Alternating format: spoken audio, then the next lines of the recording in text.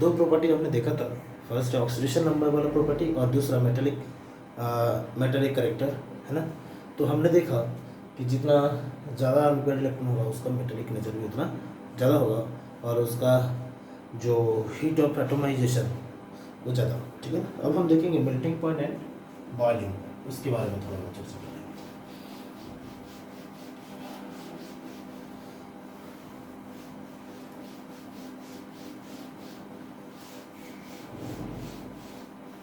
चलो अब हम देखेंगे melting point and boiling point, melting point and boiling point, clear. देखो तो melting point of d block ज़्यादा होता है, डी ब्लॉक का ज़्यादा होता है than s block, clear. Reason क्या है, रीजन है stronger metallic bond, stronger metallic bond, है ना, is formed due to metallic bond is formed due to presence of due to presence of क्या है ना, more number of unpaired electron, more number of unpaired electron, ठीक है। तो stronger metallic bond is formed due to presence of more number of unpaired electron। तो D block में मोर number of unpaired electron की वजह से इसका मेल्टिंग पॉइंट ज़्यादा होता है और इसका कम होता है। सेकेंड पॉइंट ऐसा है कि Zn, Cd and Hg have no unpaired electron, Zn, Cd and Hg have no unpaired electron, है ना। Zn, Cd and Hg have no unpaired electron, hence extent of metallic bond is very high, hence extent of metallic bond is very low, extent of metallic bond is very low, बहुत ही कम होता है, due to which they have very low, due to which they have very low, है ना, they have very low melting point and boiling point, clear। so they are volatile metals, they are volatile metals, clear। next ऐसा है, so zinc, cadmium and mercury का क्या होता है, कोई unpaired electron नहीं रहता है, इसकी वजह से इसका मेटालिक नेचर कम होता है या मेटालिक बॉन्ड कम होता है। मेटालिक बॉन्ड कम होता है इसका मतलब इसका मेल्टिंग पॉइंट, बॉइलिंग पॉइंट भी कम होता है और ये वोलेटाइल नेचर का होता है, क्लियर इतना point. Next in 3D series में क्या होता है, melting point and boiling point increases from scandium to chromium and then from manganese to zinc and then from manganese to zinc it decreases, manganese to zinc, है ना, it decreases, okay। next manganese and Mn and Tc, है ना, have low melting point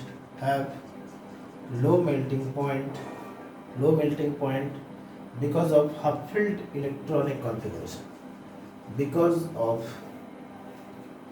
half-filled electronic configuration, because of half-filled electronic configuration, है ना, okay. चलो तो फिर से एक बार शॉर्टकट में डिस्कस करते हैं कि डी ब्लॉक का इस ब्लॉक से ज़्यादा होता है, एस ब्लॉक से ज़्यादा होता है मेल्टिंग पॉइंट, क्योंकि इसमें स्ट्रॉन्गर मेटेलिक बॉन्ड होता है। स्ट्रॉन्गर मेटेलिक बॉन्ड क्यों होता है? क्योंकि ज़्यादा अनपेयर्ड इलेक्ट्रॉन है इसलिए। जिंक, कैडमियम एंड मरकरी का कोई अनपेयर्ड इलेक्ट्रॉन नहीं है। So extent of metallic bond is very low, so they have low melting point and boiling. 3D series में क्या होगा? Melting point and boiling point increases from scandium to chromium and then from manganese to zinc it decreases. Mn and Tc have low melting point because of half-filled electronic configuration. Clear इतना point?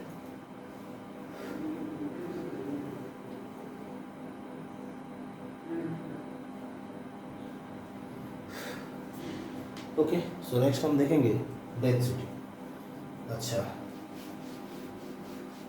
so melting point and boiling point देख रहे थे हम, है ना? तो जिसका unpaired electron ज़्यादा है जनरली उसका मेल्टिंग पॉइंट ज़्यादा होता है, क्योंकि उसका मेटेलिक बॉन्ड भी ज़्यादा है, स्ट्रॉन्ग, इसके वजह से। क्लियर? ओके, सो नेक्स्ट पॉइंट उसका लिख लेते हैं।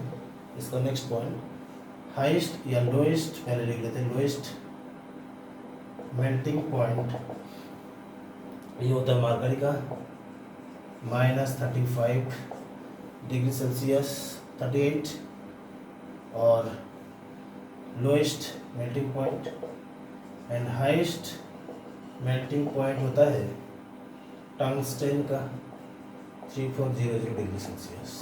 तो डेटा याद रखना पड़ेगा। क्लियर?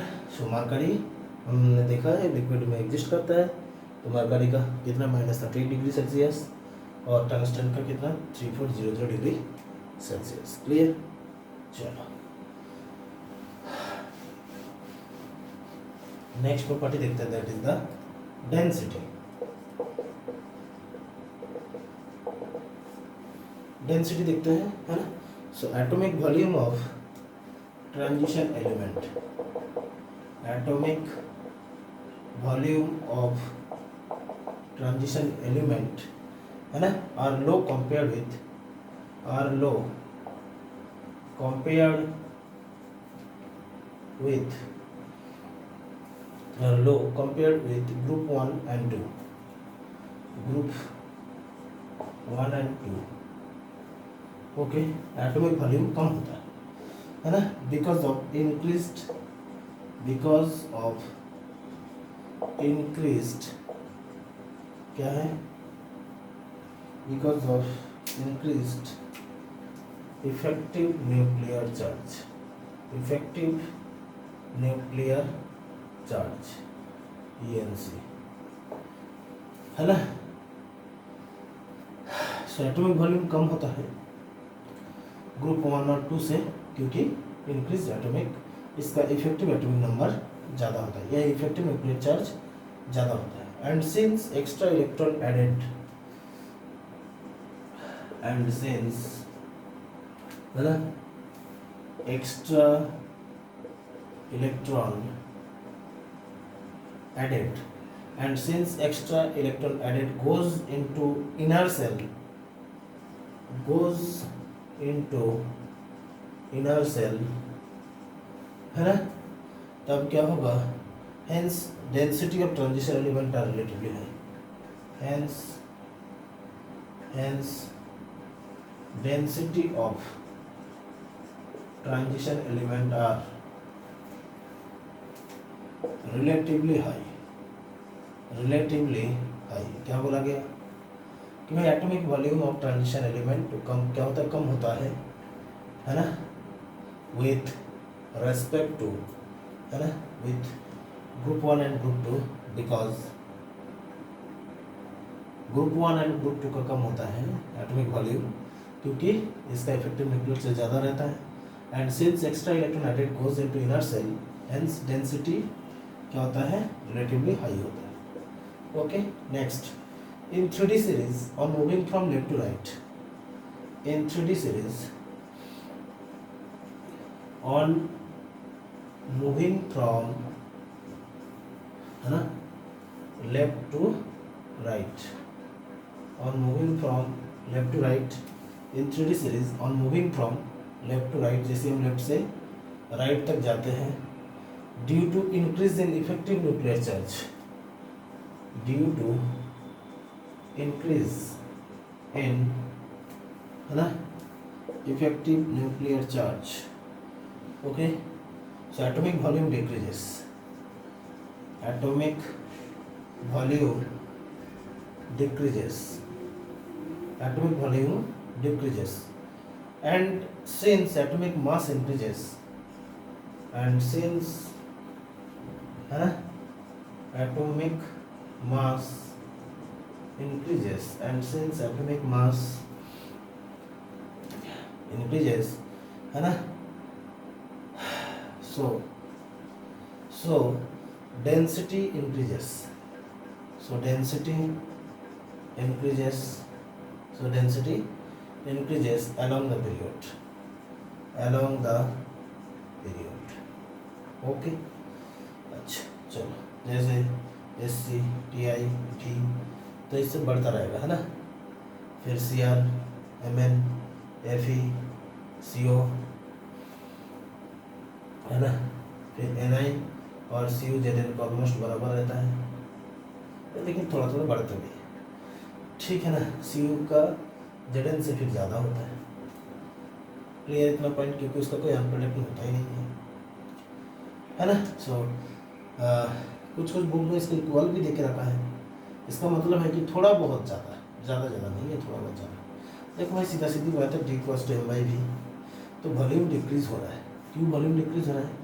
क्योंकि जैसे जैसे तुम लेफ्ट से राइट तक जा रहे हो, इफेक्टिव न्यूक्लियर चार्ज बढ़ रहा है, माने बाहर वाला इलेक्ट्रॉन को न्यूक्लियस ने ज़बरदस्त खींच रहा है, तो वॉल्यूम कम हो रहा है, लेकिन मास तो बढ़ रहा है, तो डेंसिटी क्या हो रहा है? बढ़ रहा है। क्लियर इतना? लेकिन इतना भी ज़्यादा ड्रास्टिकली नहीं बढ़ रहा है, लेकिन इसलिए कुछ बुक में ऐसा इक्वल भी दिया है। क्लियर इतना पॉइंट सबको? और जेडन का ऐसा क्यों है? जेडन का एक्सेप्शनल नेचर इसलिए है क्योंकि जेडन का कोई अनपेयर्ड इलेक्ट्रॉन नहीं है।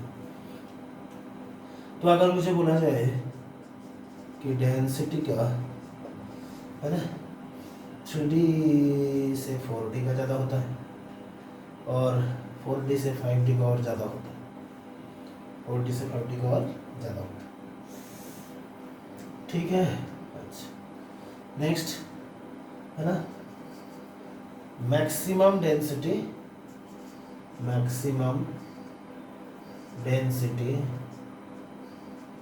इरिडियम का होता है, ऑस्मियम से, या इक्वल भी बोल सकते हैं, ज़्यादा नहीं है ना। आईआर का ही ज़्यादा होता है, लेकिन कुछ बुक में ऐसा भी दिया ग्रेटर देन इक्वल टू, मतलब थोड़ा बहुत ज़्यादा है। क्लियर इतना पॉइंट? चलो इसके बाद हम देखेंगे एटॉमिक साइज।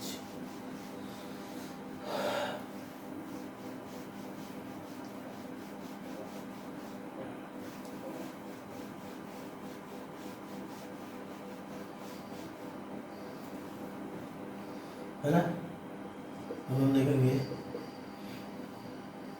5th नंबर होगा सर, एटॉमिक साइज। ओके, सो ऐसा है, ये पहले पढ़ लिया है, कहाँ पे? पीरियोडिक टेबल में। सो इन 3D सीरीज में क्या होता है? In 3D series when we move from left to right, left to right जैसे जाते हो, तो उसका साइज डिक्रीज करता है। साइज क्या करता है? डिक्रीज करता है, ड्यू टू इंक्रीज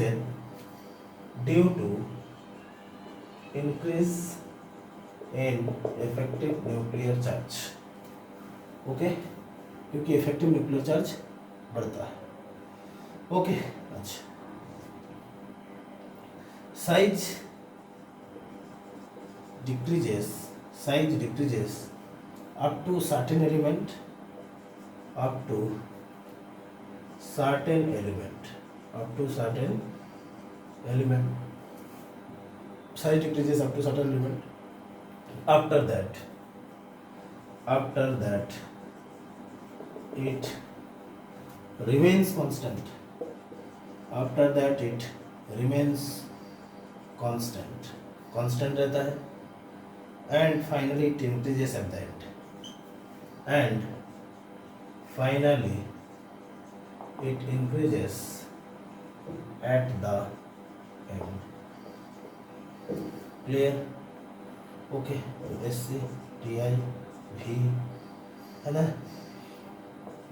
फिर CR MN FE है ना, CO, ओके, फिर उसके बाद CO NA, ऐसा रहता है, ठीक है ना। तो शुरुआत में कम होता है, ऐसा कुछ था, याद करो, फिर समान था, फिर थोड़ा बहुत बड़ा था, ठीक है ना, ऐसा कुछ। चलो उसके बाद है ना, ओके।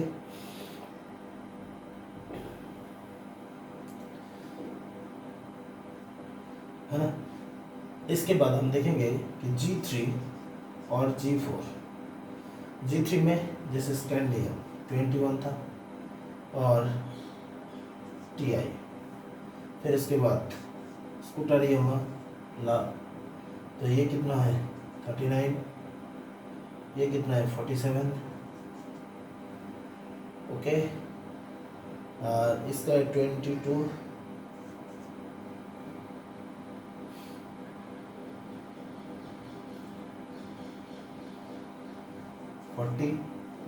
और अपनियम का होगा 72, है ना, इसको चेक करना, इसको 32 ऐड होगा, ओके। सो क्या होता है, हमने देखा था कि अगर 3D का होता है 4D का थोड़ा बहुत बढ़ता है, लेकिन 5D को मैंने बोला था बिल्कुल इसके ऊपर हो जाता है ना।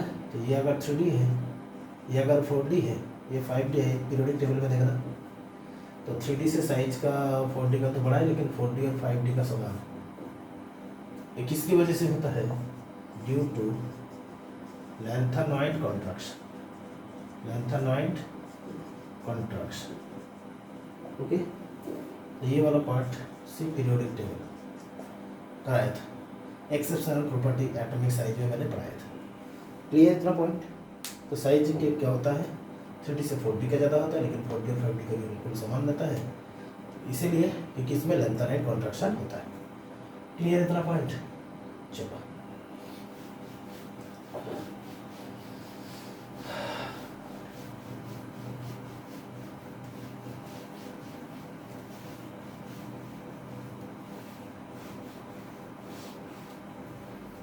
है ना, अब हम देखेंगे आयनाइजेशन एंथैल्पी, आयनाइजेशन एंथैल्पी या आयनाइजेशन एनर्जी जैसे भी हो सकता है, आयनाइजेशन एंथैल्पी, आयनाइजेशन एंथैल्पी, है ना। Next may be 6th point, okay. So there is no regular trend, there is no regular trend, कोई रेगुलर ट्रेंड नहीं है in ionisation energy, ionisation enthalpy, clear.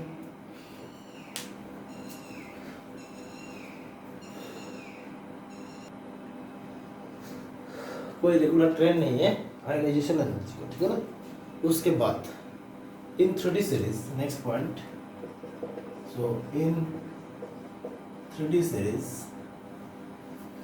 okay, ionization energy increases initially, ionization energy increases initially, पहले तो increase होता है, remains then remains constant, remains constant, and then finally increases, and then finally increases,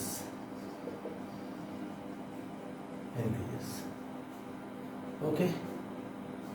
अच्छा, Zn, Cd and Hg, है ना, have fully filled electronic configuration, have fully filled electronic configuration, है ना। Okay, hence they have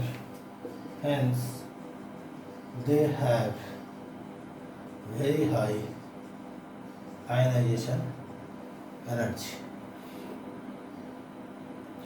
ठीक है ना? Okay, सो जैसे question दे दिया, compare ionization energy 1 and ionization energy 2, है ना, of Zn and Cd. कैसा होगा? चलो करते हैं. Zn and कॉपर कर देते हैं. चलो, सो कॉपर का इलेक्ट्रॉनिक कॉन्फ़िगरेशन क्या होता है? 3d10 4s1. और जिंक का Z=30, इसका होता है 3d10 4s2. ओके, सो आयनाइजेशन एनर्जी 1 अगर बोला जाता है तो किसका ज़्यादा होगा? जिंक का ज़्यादा होगा, क्योंकि फुल फील्ड या हाफ फील्ड है या फुल फील्ड नहीं है, तो जिंक का ज़्यादा होगा कॉपर से. लेकिन नहीं, अगर आयनाइजेशन एनर्जी 2 बोला जाए, क्या आयनाइजेशन एनर्जी अगर 2 बोला जाए, 2 माने पहले के करके इलेक्ट्रॉन भगा दो, तो कॉपर प्लस होगा तो 3d10 होगा, Zn प्लस होगा तो 3d10 और 4s1 होगा. अब ये वाला क्या हो गया? बोला ये फुल फील्ड नहीं हुआ, ये फुल फील्ड हुआ, तो अब कॉपर का ज़्यादा होगा देन जिंक. फिर उसके बाद अगर आयनाइजेशन एनर्जी 3 बोला जाए, माने कॉपर 2 प्लस का फिर क्या होगा? 3d9 होगा, और Zn 2 प्लस का फिर क्या होगा? 3d10 होगा. अब इसके बाद ये ज़्यादा स्टेबल, तो अब जिंक का ज़्यादा होगा देन कॉपर. तो हम इलेक्ट्रॉनिक कॉन्फ़िगरेशन देख लेंगे और स्टेबिलिटी हम बोल सकते हैं. इलेक्ट्रॉनिक कॉन्फ़िगरेशन का स्टेबिलिटी देख. क्लियर? चलो और एक क्वेश्चन कर लेते हैं.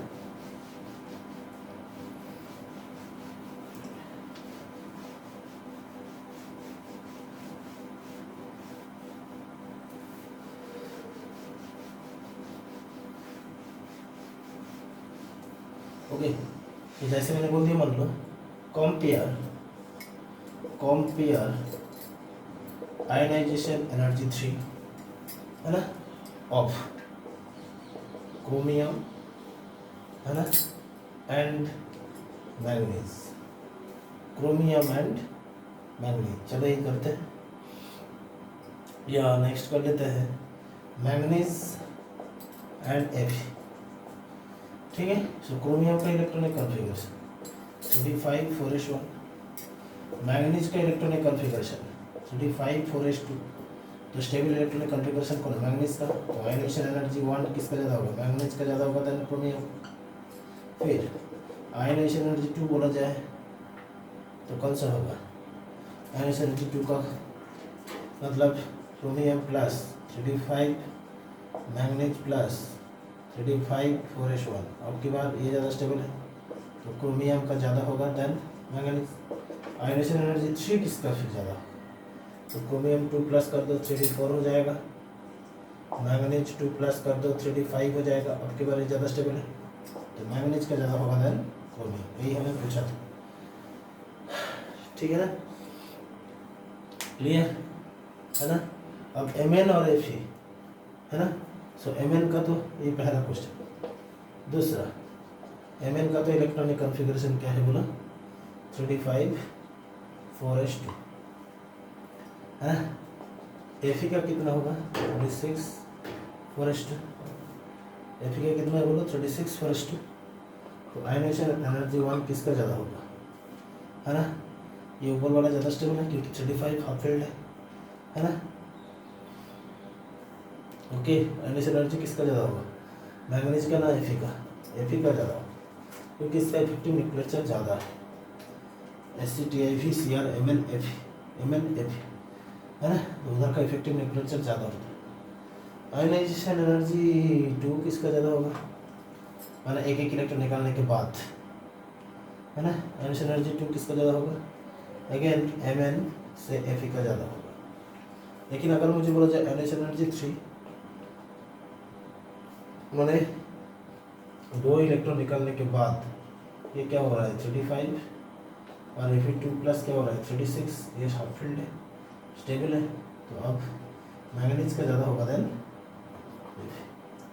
मैंगनीज का ज़्यादा होगा देन Fe, ठीक है ना। So next point, among group, ionization energy हम पढ़ रहे थे, तो next point, so among groups, है ना। अगर मैंने बोल दिया G3, तो G3 ग्रुप का 3D greater than 4D greater than 5D होता है आयनाइजेशन एनर्जी। और अगर मैंने बोल दिया G4, ग्रुप 4 से ग्रुप 12, ग्रुप 4 से ग्रुप 12 तक 3D greater than 4D but less than 5D। Okay, so यही है लैंथेनॉइड कॉन्ट्रैक्शन, लैंथेनॉइड कॉन्ट्रैक्शन की वजह से। क्लियर इतना पॉइंट? ओके।